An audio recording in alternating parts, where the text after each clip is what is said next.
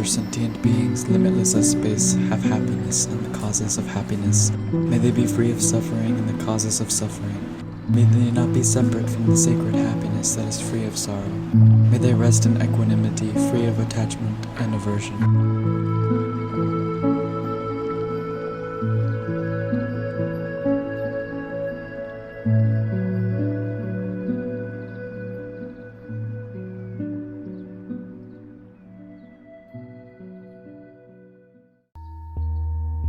The Noble Mahāyāna Sūtra. The question of Maitreya on the 8 qualities. Summary. In the question of Maitreya on the 8 qualities, Maitreya asks the Buddha what qualities bodhisattvas need in order to be sure of completing the path to Buddhahood. In response, the Buddha briefly lists 8 qualities, starting with the excellent intention to become enlightened. They include loving kindness, as well as realization of the perfection of wisdom, which the Buddha explains in terms of reflection on the 12 links of dependent origination. The Noble Mahāyāna Sūtra, the question of Maitreya on the 8 qualities. Homage to all the Buddhas and bodhisattvas.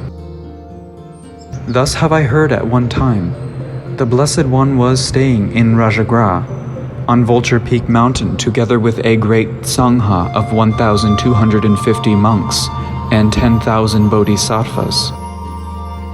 The Blessed One, surrounded by a retinue of many hundreds of thousands, surveyed those before him and taught the Dharma. At that time, the Bodhisattva Mahasattva Maitreya was present among that very retinue. He rose from his seat, draped his shawl over one shoulder, and set his right knee on the ground, and paid homage with palms joined toward the Blessed One. He then said to the Blessed One, "Would the Blessed One please, if he has time, answer a certain question that I would like to put to the Tathagata, the Arhat, the perfectly enlightened Buddha?" The Blessed One answered the Bodhisattva Mahasattva Maitreya, "Maitreya, you may put to the Tathagata, the Arhat, the perfectly enlightened Buddha, whatever question you wish. What I shall say in response to your question will cause you to rejoice." So since the Blessed One had given him the opportunity, the Bodhisattva Mahasattva asked the Blessed One, "Blessed One, how many qualities do Bodhisattva Mahasattvas need to possess in order to become irreversibly set on supreme and perfect enlightenment, without regressing in the slightest, and to gain special attainments, to vanquish negative and hostile influences, and while engaging in the conduct of a bodhisattva, to realize the intrinsic characteristics of all phenomena just as they are, and therefore be indefatigable in samsara? And, as well as having that indefatigable mind, through the pristine awareness that does not rely on anything else, to awaken quickly to supreme perfect enlightenment and become a Buddha." The Blessed One replied to the Bodhisattva Mahasattva Maitreya, "Very good, Maitreya. It is good that you have thought to ask the Tathagata a question on this point. Therefore, Maitreya, listen well and retain in your mind what I shall explain to you." "Blessed One, please do so," said the Bodhisattva Mahasattva Maitreya, and listened as the Blessed One had instructed him. The Blessed One, in turn, continued, "Maitreya, if bodhisattvas possess 8 qualities, they will become irreversibly set on supreme and perfect enlightenment without regressing in the slightest, and will gain special attainments. They will vanquish negative and hostile influences, and while engaging in the conduct of a bodhisattva, they will realize the intrinsic characteristics of all phenomena, just as they are, and therefore be indefatigable in samsara, and as well as having that indefatigable mind, through the pristine awareness that does not rely on anything else, they will quickly awaken to supreme perfect enlightenment and become a Buddha." What are those 8 qualities? Well, Maitreya, they are for bodhisattva mahasattvas, to have excellent intention, excellent application, excellent giving, skill in dedicating merit, excellent loving kindness, excellent compassion, skill in methods, and emancipation in the perfection of wisdom. Maitreya. How do such bodhisattvas have excellent intention? Well, Maitreya, such bodhisattva mahasattvas, whether they hear praises or slander of the Buddha, have the intention to attain supreme perfect enlightenment. Whether they hear praises or slander of the Dharma, they have the intention to attain supreme perfect enlightenment.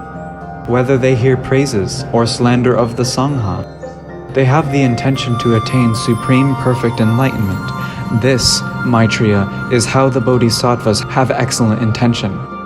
Maitreya. How do such bodhisattvas have excellent application? Well, Maitreya, such bodhisattva mahasattvas renounce killing, theft, sexual misconduct, falsehood, slander, harsh speech, and gossip.